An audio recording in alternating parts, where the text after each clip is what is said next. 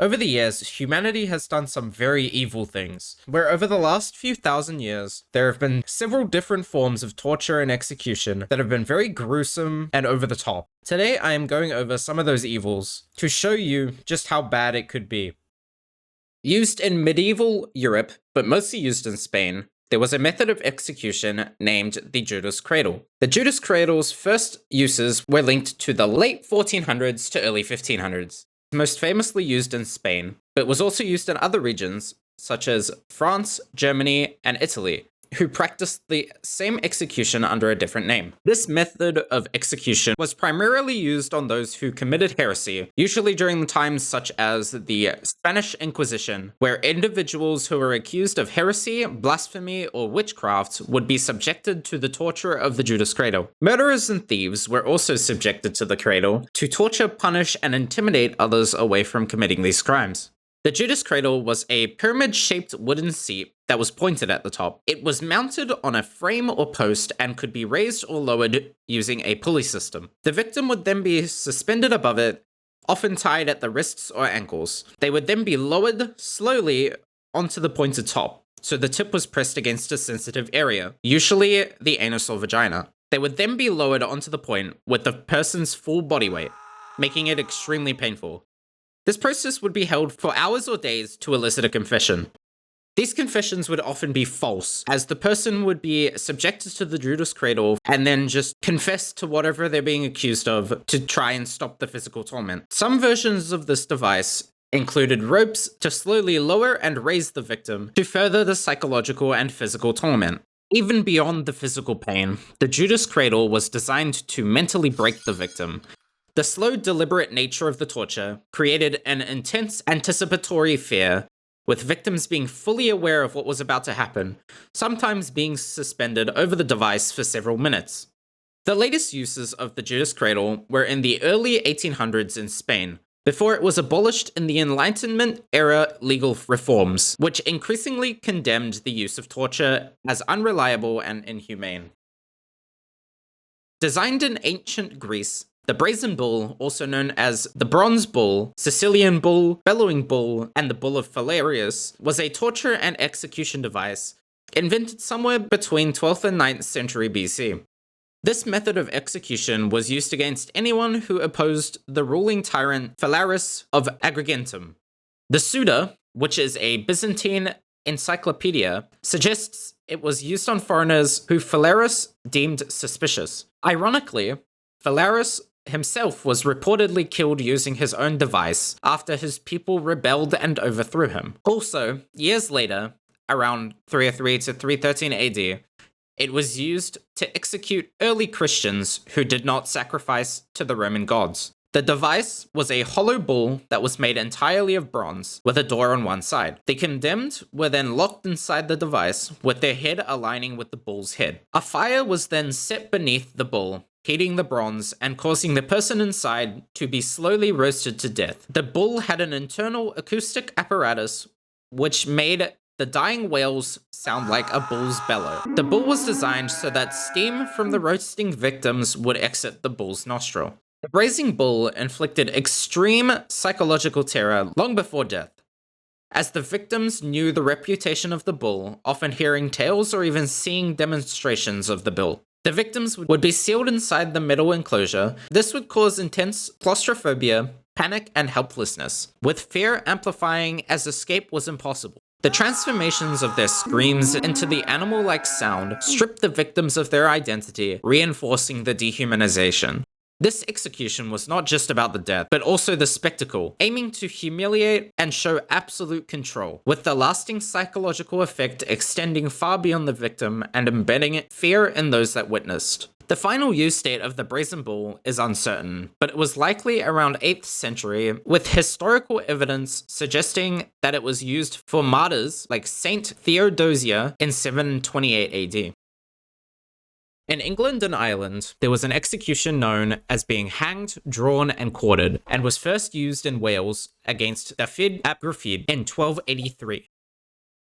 It was the punishment for high treason, the most severe form of capital punishment. It was used on male traitors, especially those who were accused of plotting to kill or overthrow the king, rebelling against royal authority, aiding enemies, or leading or supporting an uprising against the crown. The way this execution happened was by the accused being drawn through the streets tied to a horse. They were drawn from their prison to the execution site, where they would then be hung by the neck, however not until death like a normal hanging. They were instead cut down just before death, but would usually die soon after, or sometimes during the hanging. However, in some cases, the accused would not die before the final step of the execution, which is quartering, where the victim would be cut into quarters and displayed most commonly at city gates, bridges, most famously the London Bridge, and castle walls or marketplaces.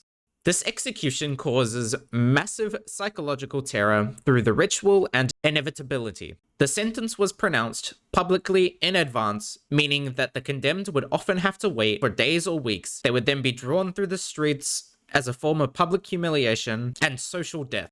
This execution would have given a feeling of prolonged dread, as surviving one phase only meant having to face the next. For the public, the ritualized cruelty served as a warning against treason, embedding fear across society, portraying that betrayal would mean not only death, but total erasure, physically, socially, and symbolically. The final usage of being hanged, drawn, and quartered was David Tyree. He was convicted of spying in 1782. This was followed by a period where the sentence was commuted or altered, with the full punishment finally being carried out on him before its abolition in the late 18th century.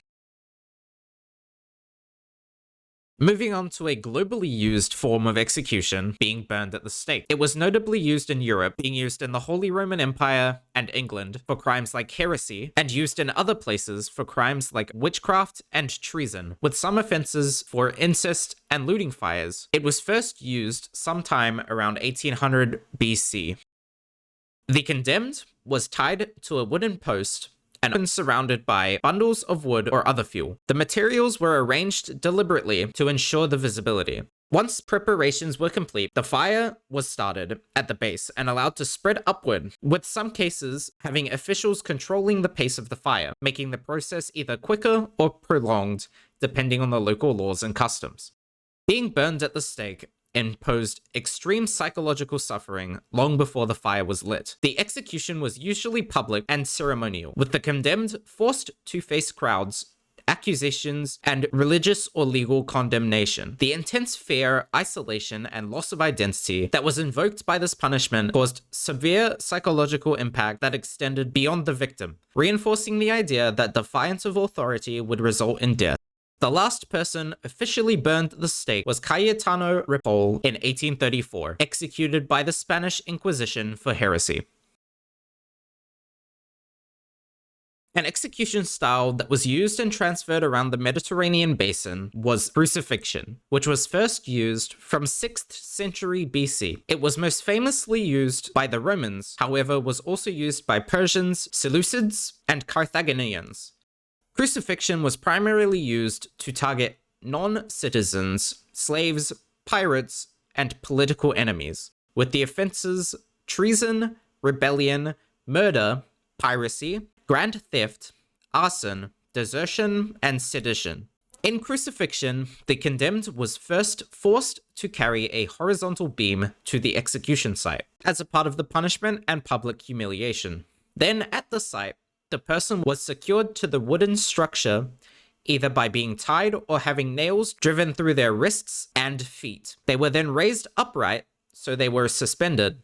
This position made movement difficult, and the execution could last many hours or possibly days. Death from crucifixion resulted from not one single injury, but from gradual systemic failure, making crucifixion incredibly slow. The process was designed to be highly visible, so as to turn the execution into a public warning. Crucifixion caused an extreme mental torment on the accused, with victims facing humiliation and isolation on top of their physical suffering.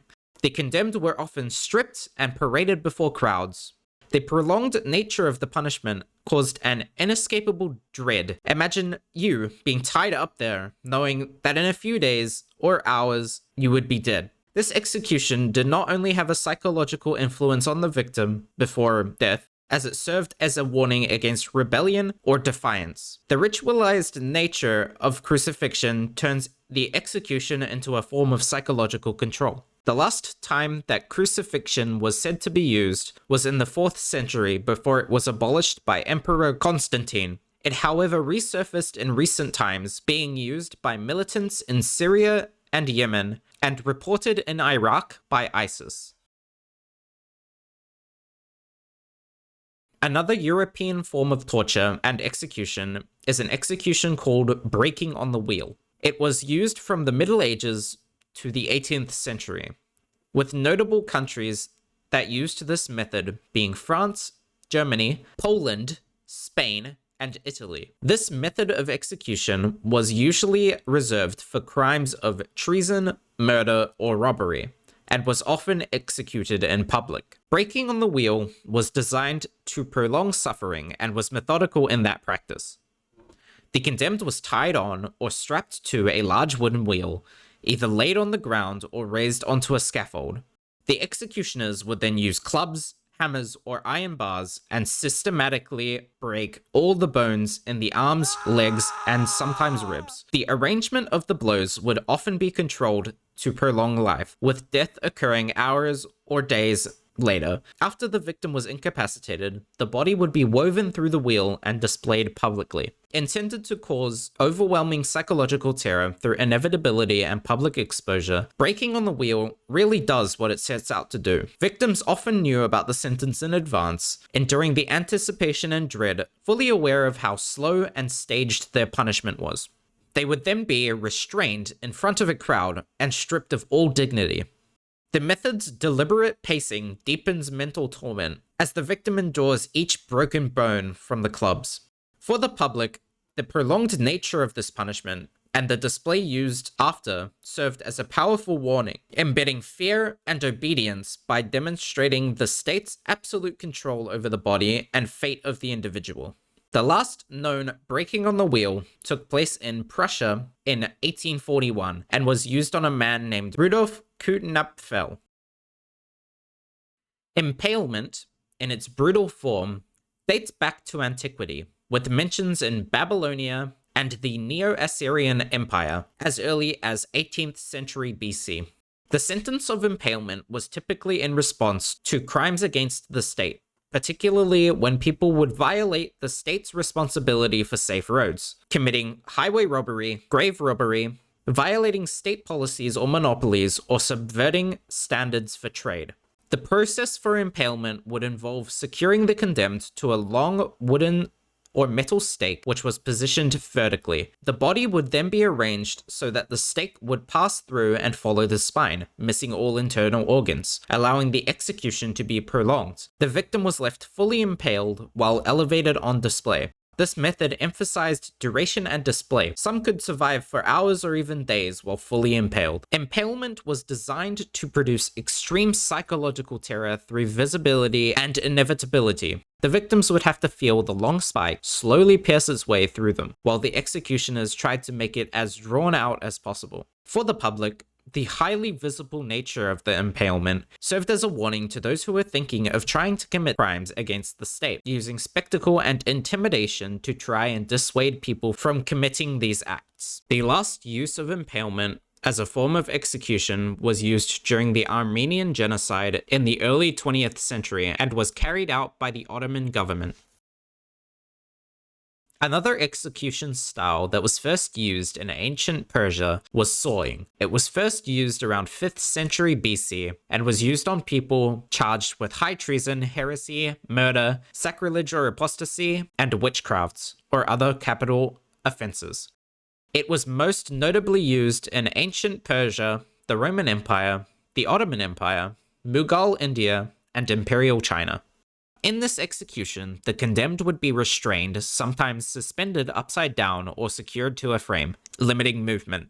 A saw was then used in a controlled and deliberate manner to slowly slice through the victim, with the position of the saw chosen to cause prolonged suffering rather than immediate death, with the saw slowly slicing the victim in two. The execution was often carried out in public to reinforce authority. This execution method would inflict high psychological terror through its reputation and anticipation alone. The condemned would know about the nature of their sentencing in advance, knowing that in any of the coming few days, they could be called out for an execution and sawed in half slowly.